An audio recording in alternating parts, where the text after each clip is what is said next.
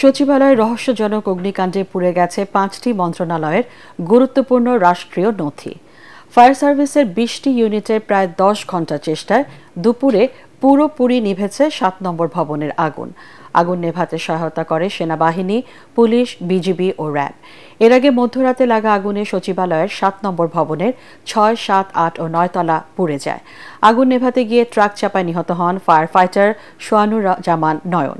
আহত হয় আরও বেশ কয়েকজন। আগুনের রহস্য উদ্ঘাটনে অতিরিক্ত সচিব মোহাম্মদ খালেদ রহিমকে প্রধান করে 7 সদস্যের তদন্ত কমিটি গঠন করেছে সরকার। আরও জানাচ্ছেন একরামুল হক সায়েম।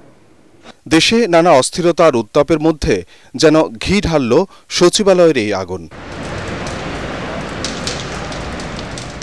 রাত প্রায় 2টায় শুনশান নীরবতার মধ্যে সচিবালয়ের 7 নম্বর ভবনের ওপরের অংশে ধাউ ধাউ করে আগুন জ্বলতে থাকে। কালো ধোঁয়ার কুণ্ডলিতে ছেয়ে যায় পুরো সচিবালয় এলাকা। ফায়ার সার্ভিসের 20টি ইউনিট কাজ করলেও নানা সমস্যায় পুরোপুরি আগুন নেভাতে সময় লাগে প্রায় 10 ঘণ্টা।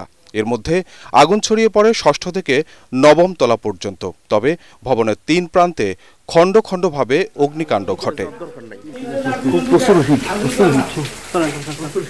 মোবাইলে ধারণ করা ছবিতে দেখা যায় 7 নম্বর ভবনের 4টি ফ্লোরের বেশ কয়েকটি কক্ষ ক্ষতিগ্রস্ত হয়। আগুনে পুড়ে ছাই হয়ে যায় গুরুত্বপূর্ণ সব নথিপত্র।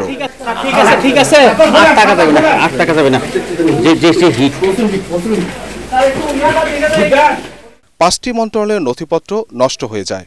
অনেকের অভিযোগ, দেশের গুরুত্বপূর্ণ নথি নষ্ট করার জন্যই পরিকল্পিতভাবে লাগানো হয়েছে আগুন।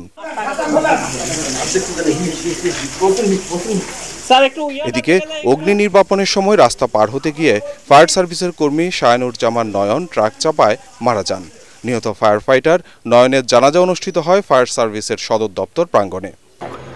আমি বলবো যে এটা ব্যর্থতা, যেহেতু ট্রাক ওখানে চলাচল করাটা উচিত ছিল না, বাট আমরা ট্রাক চালককে ধরে ফেলছি এবং তারা আমরা আইনের আওতায় অবশ্যই নিয়ে আসবো। সূত্রপাতটা কীভাবে, আমরা একটা হাই পাওয়ার তদন্ত কমিটি করে দিছি। এই তদন্ত কমিটি খুব তাড়াতাড়ি রিপোর্টটা দিলে আপনারা জানতে পারবেন এটা সূত্রপাত কীভাবে এবং কেন এই ফায়ারটা সংগঠিত হয়েছে।